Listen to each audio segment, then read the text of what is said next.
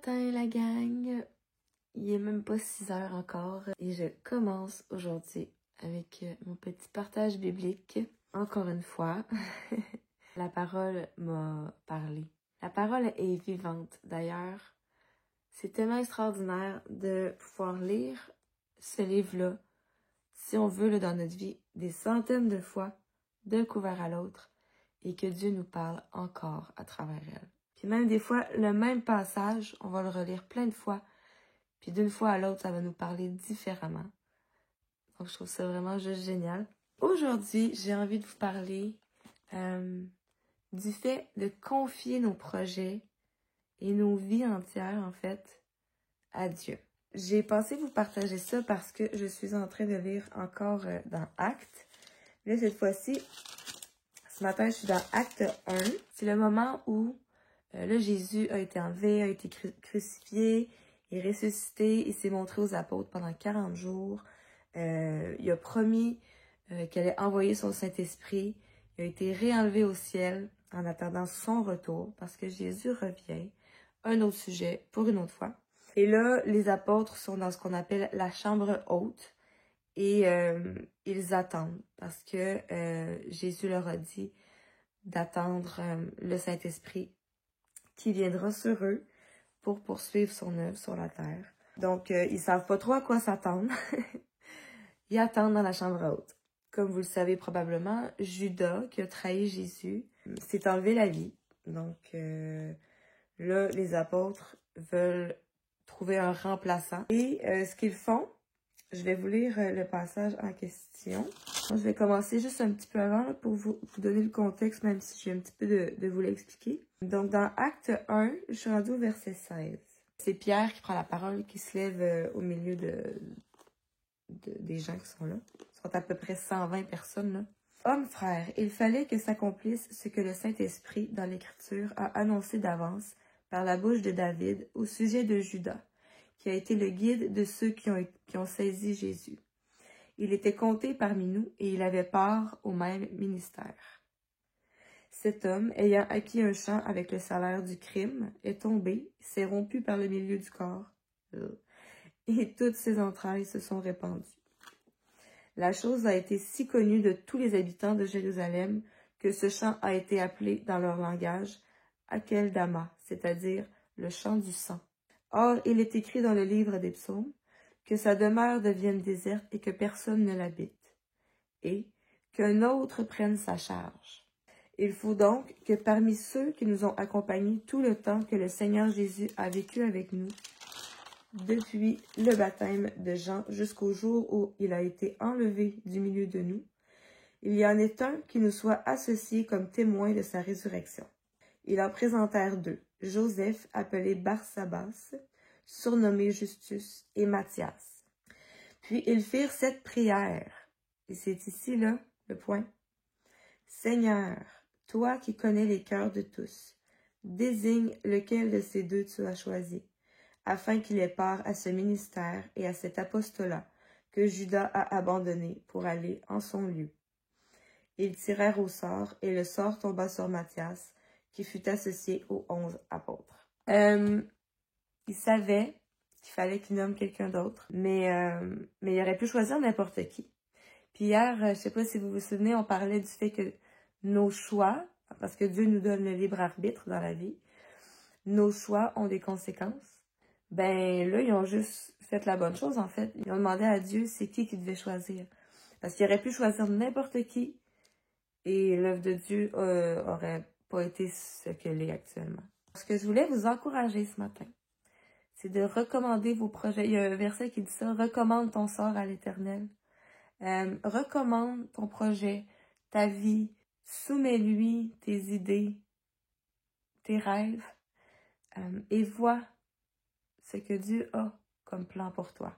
Des fois, ou souvent, nos plans diffèrent de ceux de Dieu. Puis, je ne sais pas si vous avez déjà vu cette image-là, ça a circulé beaucoup là, sur les internets. T'as une petite fille là, avec un petit toutou, là, puis elle veut pas le lâcher. Là. Elle veut son petit toutou. Là. Puis là, t'as Jésus qui est juste devant elle, qui cache derrière son dos un énorme toutou. Puis ce qu'il lui demande à la petite fille, c'est « Donne-moi ton toutou, je vais te donner tellement plus. tellement mieux. Mais elle est là, puis elle résiste. Mais c'est ça, des fois, j'ai mal à la main. Des fois, on veut pas lâcher prise sur des choses qu'on aimerait, alors que Dieu a tellement plus en banque pour nous. A une vie tellement plus riche avec lui. Donc, c'était mon petit partage ce matin. Soumets ta journée à Dieu, tes projets, tes rêves et tout. Et vois combien Dieu est bon. Vois combien ses projets pour ta vie sont meilleurs que ce que toi, tu peux même imaginer. Est-ce que ça veut dire que suivre les plans de Dieu, c'est facile? Non. Non, puis même, je dirais souvent, ça va demander des sacrifices. Mais vous savez, il y en a un qui connaît ça, le sacrifice. Et c'est Jésus. Donc, il sait ce à travers quoi on doit passer parfois pour marcher dans l'obéissance. On appelle ça crucifier sa chair, littéralement. C'est de mourir à soi-même, de faire fi de notre propre volonté des fois, pour juste faire la volonté de Dieu. Mais on est béni à travers ça, je peux vous le garantir. Je pourrais vous partager plein d'exemples de fois dans ma vie où j'ai pas eu envie, mais je me suis laissée guider, transformer par Jésus. J'ai fait le choix de mettre de côté des choses pour le suivre. Et honnêtement, je n'ai jamais regretté ces décisions-là. Jamais, jamais, jamais. Puis, tu sais, de la même façon, je pourrais aussi vous raconter le nombre de fois où je n'ai pas demandé l'avis de Dieu avant de me plonger dans des projets, dans des activités, même de débuter des relations. Puis j'en ai payé le prix, hein. J'ai vécu les conséquences de mes propres choix. Mais à l'époque, à ce moment-là, j'étais pas vraiment intéressée à savoir ce que Dieu en pensait. Alors que maintenant, si Dieu ne me veut pas quelque part, je ne veux pas y être. Alors je pense que quand on comprend ça puis qu'on applique ça dans nos vies, on est vraiment richement bénis. Bon matin, gros chat. Bon matin. Good morning. T'étais déjà réveillé? Qu'est-ce que tu lis? La Jean-Jean. La Jean-Jean. Avec l'air de se lever, mon amour? Alors, c'est un départ pour une pas pire grosse journée aujourd'hui. Tu veux montrer ta roche? Oui.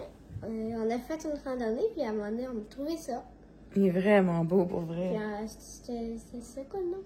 Arroche-moi. Arroche-moi un sourire, ouais. Ouais. C'est vraiment cool. Il est vraiment beau. Je disais donc que c'est un départ pour une grosse journée aujourd'hui. Là, je suis allée faire mon sac parce qu'on va faire dodo à Québec ce soir. Là, il faut que je fasse le lunch des enfants ainsi que me préparer mon propre lunch. Normalement, je finis à 3h aujourd'hui. Puis le papa de Stéphane va être ici. Puis il va venir porter Stéphane à mon travail pour qu'on puisse partir directement là, à Québec chez lui. Mais avant, j'ai pris un rendez-vous à Stéphane chez le barbier. Parce que s'il y a une des choses dans la vie qu'il apprécie puis qui lui fait du bien, même si c'est difficile pour lui de se déplacer, là, parce que là, vous avez aucune idée comment ça va être compliqué pour lui de se déplacer, là. Mais bref, tant qu'à se déplacer, j'ai pris un rendez-vous chez le barbier. Ça va tellement lui faire du bien. Il a hâte. C'est vraiment un des petits plaisirs qui ne s'offre pas souvent. Fait que c'est ça. On va aller chez Blades. C'est un de ses endroits favoris pour faire sa barbe. Fait qu'on va aller chez Blades des Galeries de la Capitale. On a rendez-vous à 6. Et ensuite, on va aller déguster nos sushis après cette longue journée chez les beaux-parents. On va dormir là. Et demain matin, 9h, il faut être à l'hôpital pour la petite intervention dont Stéphane va vous parler tout à l'heure. Donc, puis on revient là, normalement. Si tout va bien, on revient demain après l'intervention.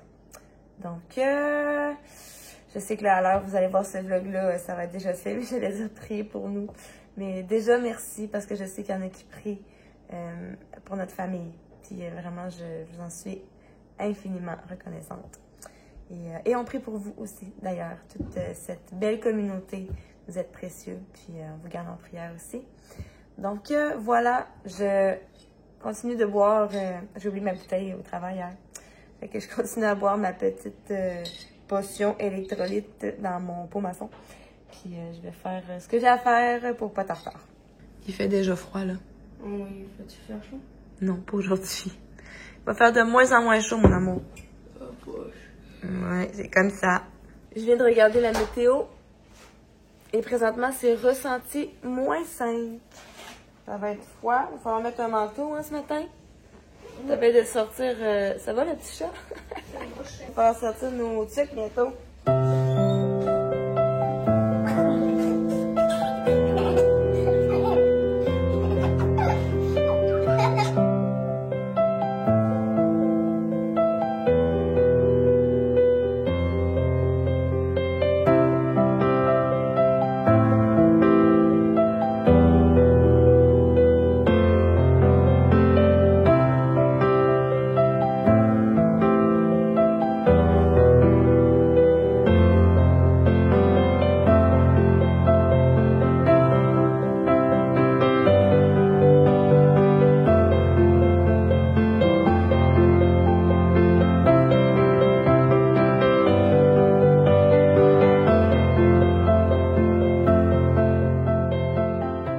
Je suis chargée comme un âne.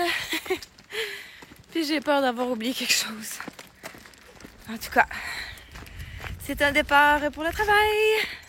Oh là là, on est vraiment rendu là. Les visuels, au secours. Oh, je peux remettre en retard.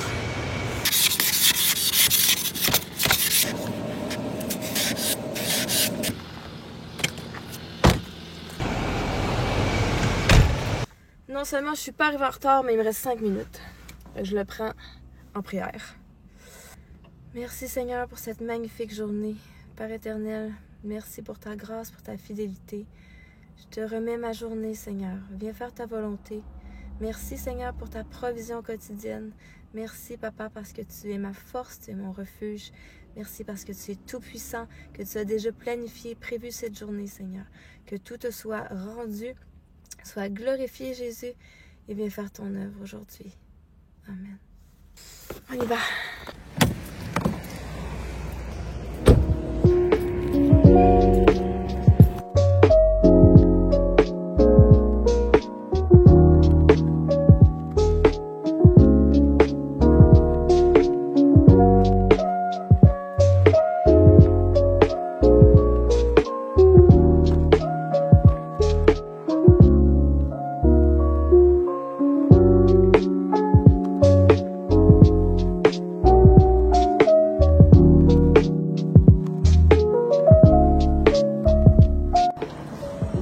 Marie qui vient me rejoindre.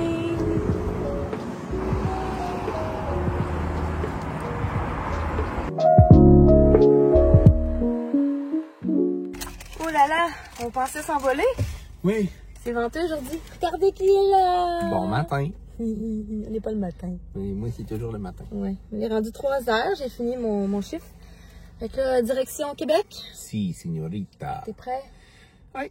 Pas le choix? Pas le choix. Bon. Fait qu'on prend la route, on s'en va chez le barber. Oui. On est en route vers Québec. On est rendu à petite rivière Saint-François, là où les tickets de vitesse se donnent plus vite que tu le penses. Je vais prendre le temps de vous parler. Mes cheveux sont dégueulasses, c'est pas grave, c'est je vais prendre le temps de vous parler, dans le fond, de ce qui m'afflige depuis 5 ans. Je souffre de douleurs chroniques. Ça m'est arrivé, dans le fond, au travail, mais pas suite à un mouvement particulier. Je marchais simplement sur mon unité. Puis j'ai un choc électrique qui m'a parcouru l'échine au complet. Puis à partir de ce moment-là, j'ai commencé à avoir des douleurs, puis ça l'a empiré avec le temps. Ça a pris un bon bout avant que les médecins finissent par mettre le doigt dessus. Ça a été compliqué, ardu. J'ai été obligé de défendre ma position comme quoi j'étais blessé et incapable de travailler devant un médecin qui m'a tout simplement dit que tout ça c'était dans ma tête, puis il a même pas pris le temps de m'ausculter, il m'a juste posé des questions. Fait que, tu vois que c'était totalement pas biaisé comme rendement.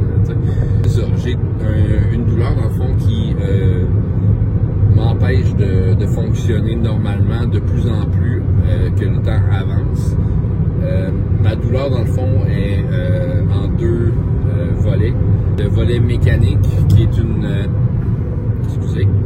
qui est une douleur, une forme de serrement dans le bas du dos, dans le fond, qui augmente selon l'effort physique.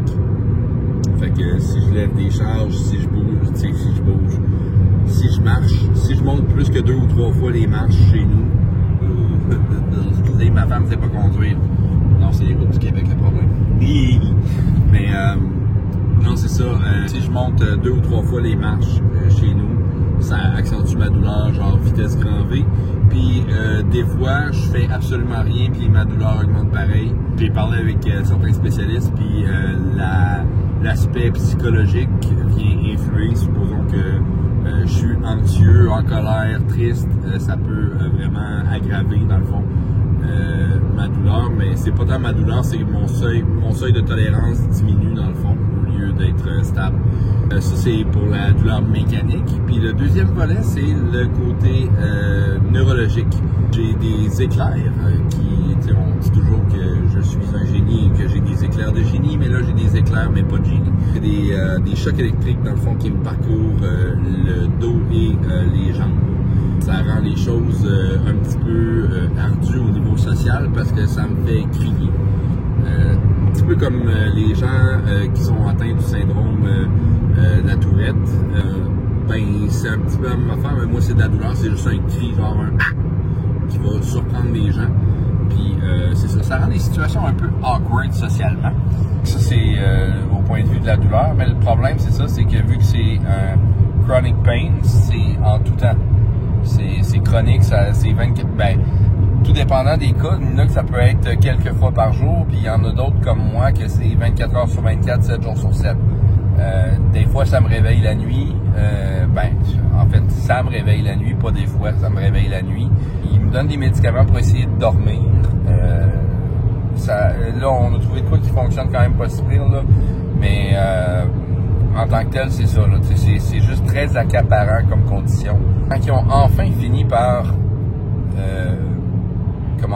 trouver c'est quoi qui m'affligeait au niveau de la douleur chronique, ils ont essayé des choses, les relaxants musculaires. Des médicaments pour les douleurs neurologiques, je réponds pas à ça. Les médicaments pour la douleur, les analgésiques réguliers, ça fonctionnait pas. Ça a pris une éternité. Quand je dis une éternité, là, ça a pris au moins 1 an avant que quelqu'un décide de me mettre sur les narcotiques parce qu'il avait peur que je devienne dépendant. On va ouvrir la parenthèse, là.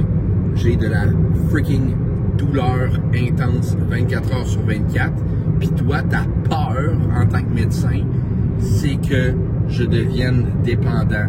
Moi, à ta place, j'aurais plutôt peur que je me mette une balle dans la tête parce que j'ai trop mal. Mais écoute, priorité pour toi, priorité pour moi, c'était pas la même affaire.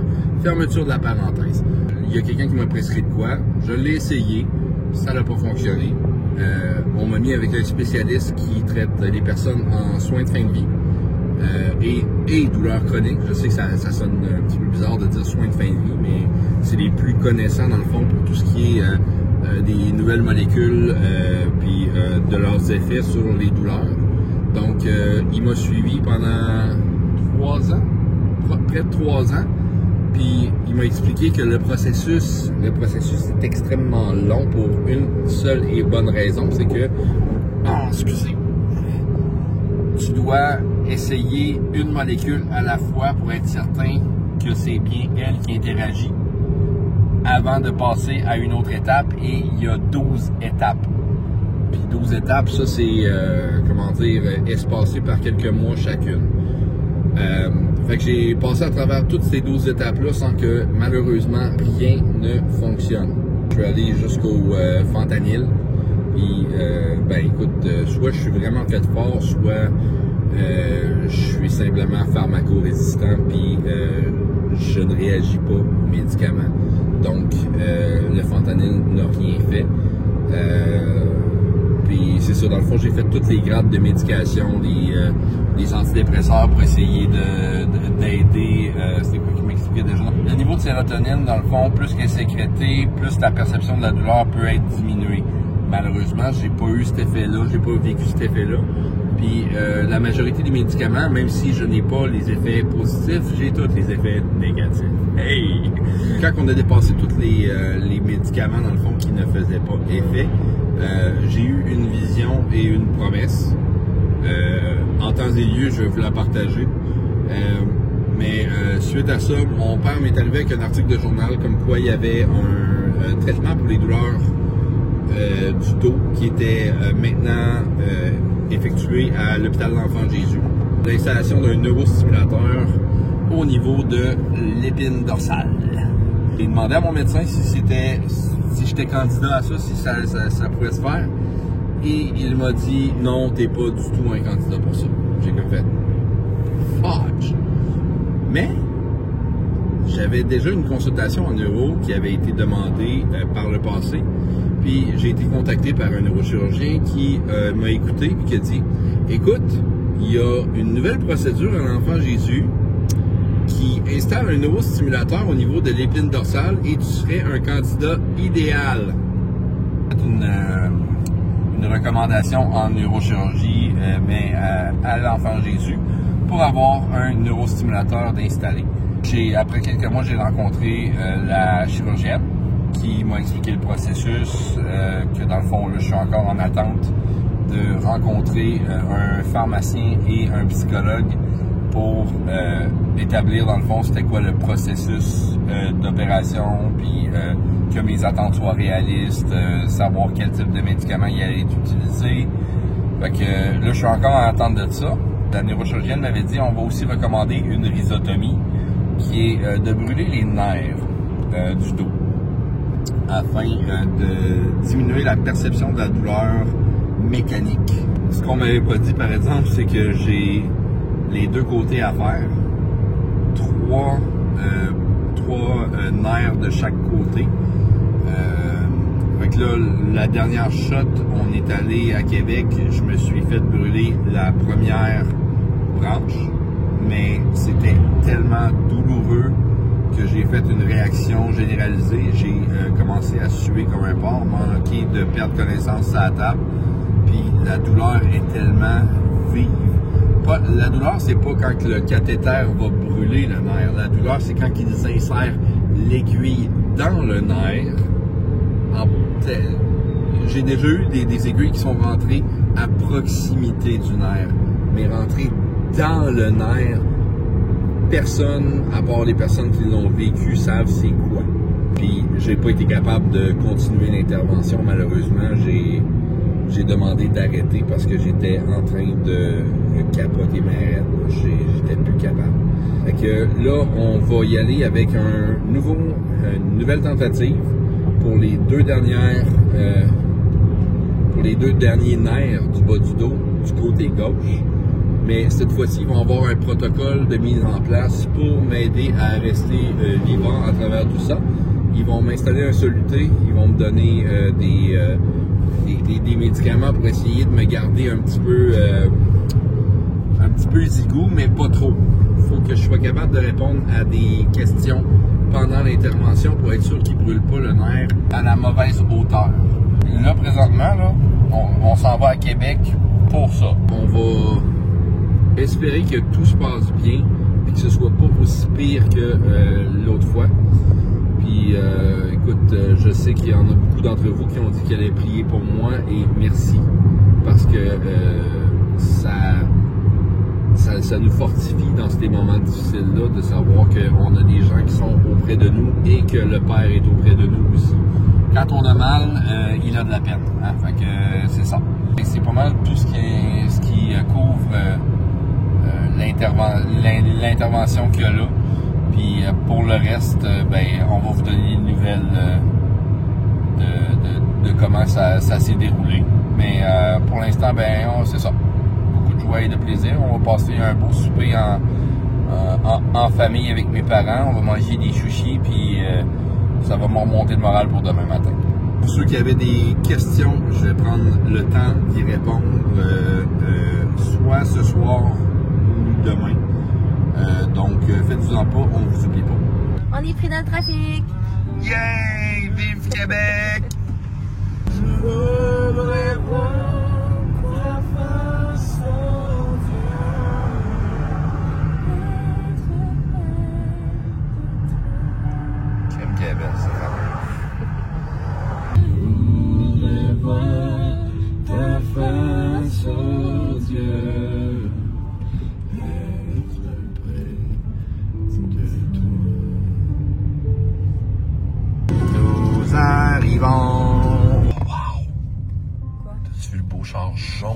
temps devant.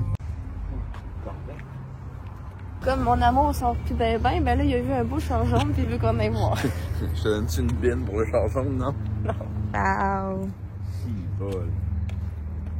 Il est bas.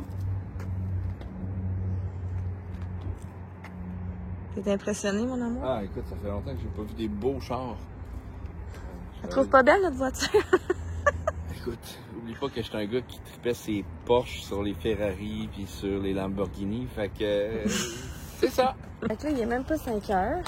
Qu'est-ce qu'on fait en attendant? Mais il faut aller aux toilettes parce que ma femme a envie de pipi. Puis lui, il a envie de pipi. On fait tellement un couple complémentaire.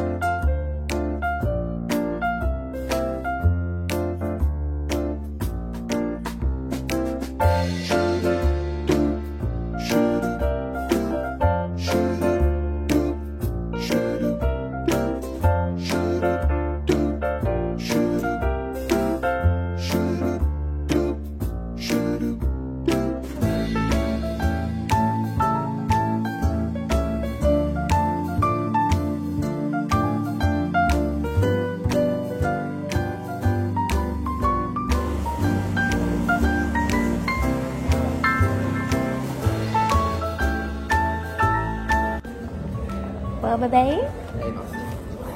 Ah, ça fait du bien, hein? Ouais. Tu es content? Ouais.